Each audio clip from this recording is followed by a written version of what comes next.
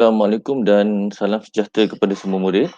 So, pada hari ini cikgu akan tunjukkan contoh soalan berkaitan dengan kaedah untuk menyelesaikan masalah yang melibatkan daya paduan, jisim dan juga pecutan suatu objek.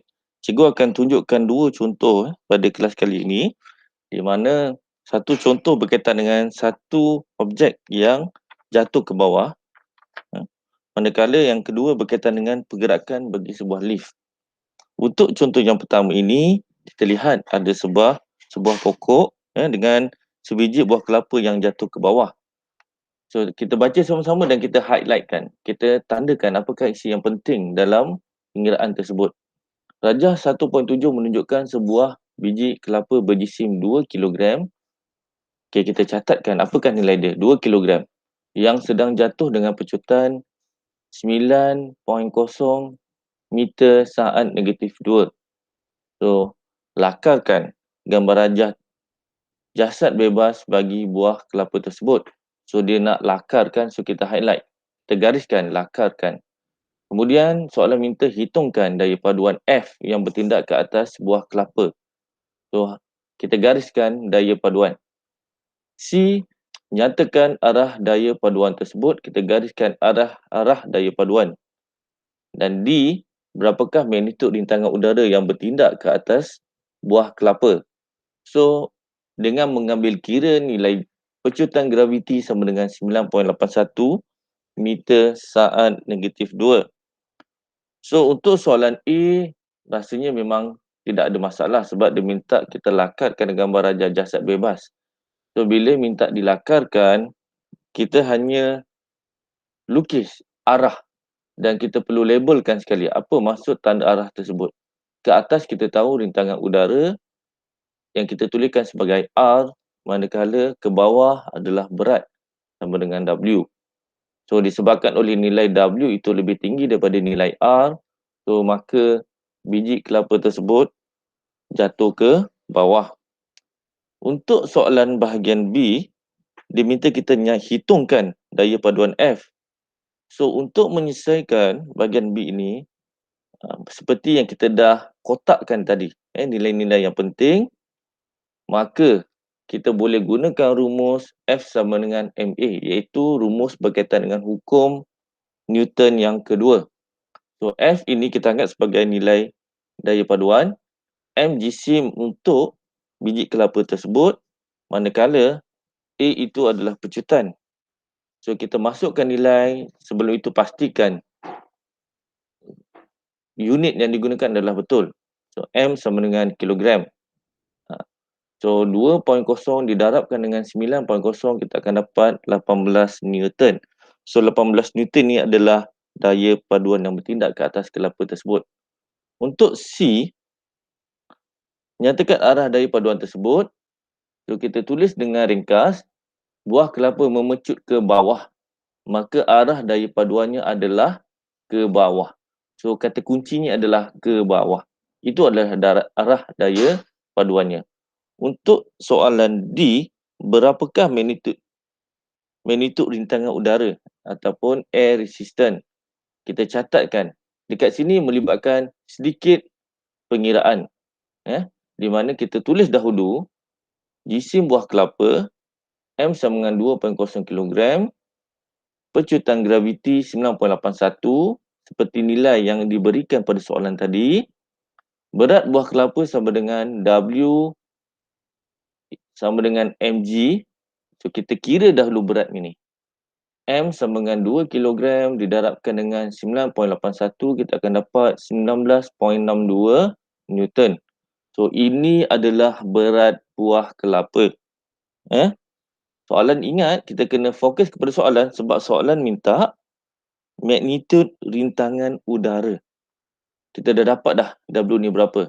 Sekarang ni kita nak cari nilai R. Kalau kamu perhatikan pada D ini, sebenarnya kita nak cari W dan R ini. Kemudian kita akan tolakkan dua nilai ini. Kita nak dapatkan nilai rintangan udara. Sebab kita anggap dia sebagai satu arah yang bertentangan. Maka kita akan guna rumus F sama dengan W tolak R. F ini kita anggap sebagai nilai daya paduan yang kita dah kira tadi. W ini adalah berat buah kelapa dan R ini adalah rintangan udara. Bermaksud nilai W semestinya lebih besar daripada nilai R. So R tidak boleh ditolakkan dengan W. W yang tolak dengan R. So F ini 18 Newton. Pastikan kita kena kira dengan betul supaya soalan yang seterusnya kita dapat jawapan yang betul. 19.62 yang kita dah kira berat buah kelapa tadi ditolakkan dengan R.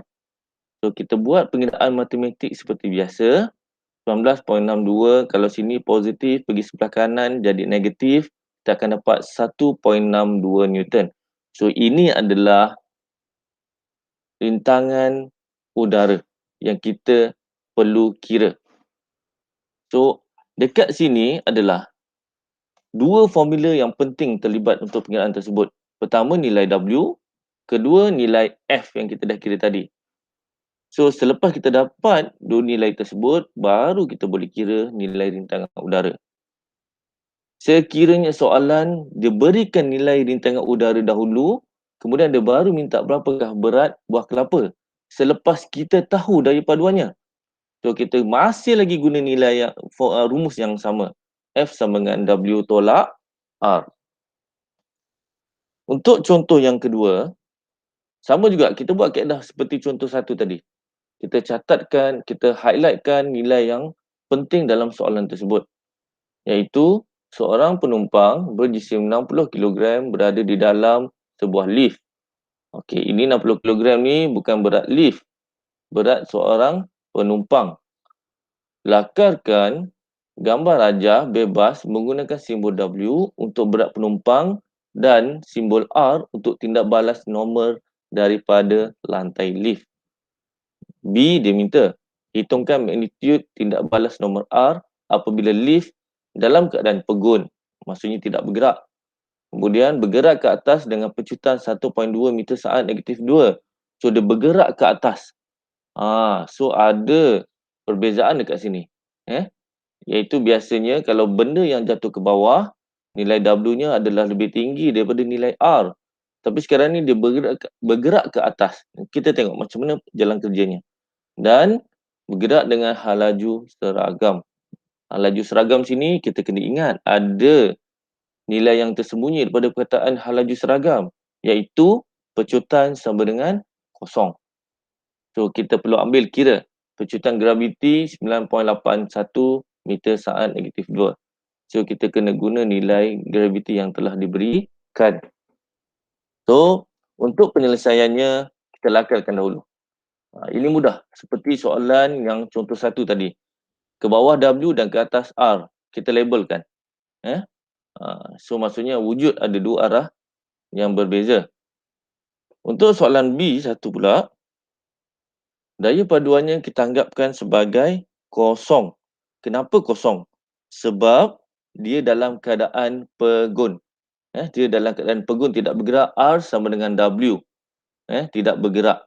So kita tahu W sama dengan berat mg. So M sama dengan berat.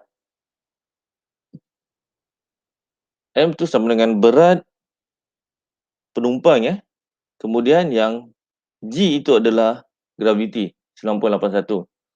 So pengiraannya adalah 588.6 Newton. So ingat pada soalan B ini dia adalah dalam keadaan pegun. So kita anggap F sama dengan kosong, R sama dengan W. So daya ke atas dan ke bawah adalah sama. Untuk soalan kedua, daya paduan yang bertindak ke atas. So kita akan guna hukum Newton yang kedua, F sama dengan MA. Kemudian kita perlu tolakkan F ini adalah daya paduan. So R tolak W. Kenapa R tolak W? Sebab dia naik ke atas. So nilai R itu adalah lebih besar daripada nilai W. Baru dia boleh bergerak ke atas sama dengan MA. So jangan tersalah tolak, nanti kau akan dapat satu pergerakan yang salah nanti. So W kita dah kira daripada B1 tadi 588.6. M ini adalah jisim penumpang tadi dan A adalah 1.2. Ini apa 1.2?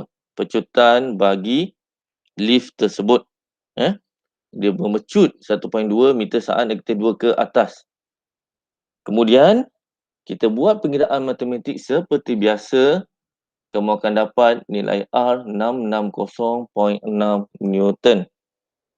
Untuk soalan yang seterusnya ataupun soalan yang terakhir, so daya paduannya F sama dengan kosong. Kenapa sama dengan kosong? Cikgu ulang tadi. Dalam soalan B3 itu dikata bergerak dengan hal laju seragam. Tidak kiralah berapa nilai hal laju seragam pun diberikan, tapi bila ada perkataan hal laju seragam, pecutannya adalah kosong. So, bila pecutannya adalah kosong, dia sama sahaja pengiraan dia seperti B1 tadi. R sama dengan W, R sama dengan 588.6 Newton. So, kamu jangan keliru dengan angka yang diberikan sekiranya soalan menyatakan hal lajunya adalah seragam. Macam cikgu kata sebelum ini, dua yang membawa nilai A sama dengan kosong, pecutan sama dengan kosong. Dua perkara. Pertama, memang objek itu dalam keadaan pegun. Kedua, apabila objek tersebut berada dalam keadaan hal laju seragam. So, secara automatik, A akan jadi sama dengan kosong. Okey. Yang beza dengan B, B diberikan nilai A. Maksudnya ada berlaku pecutan. Tetapi B, untuk soalan berkaitan dengan daya paduan ini, apabila tidak ada pecutan, A sama dengan kosong. So, kita yang anggap R sama dengan W. So, hal laju seragam. Disebabkan oleh hal laju seragam. So, itu saja dua contoh yang cikgu berikan. Nanti cikgu akan berikan latihan kepada kamu dan cikgu minta kamu selesaikan latihan tersebut. Jika ada sebarang masalah yang tidak faham, kamu boleh WhatsApp cikgu ataupun mesej cikgu. Sekian, terima kasih.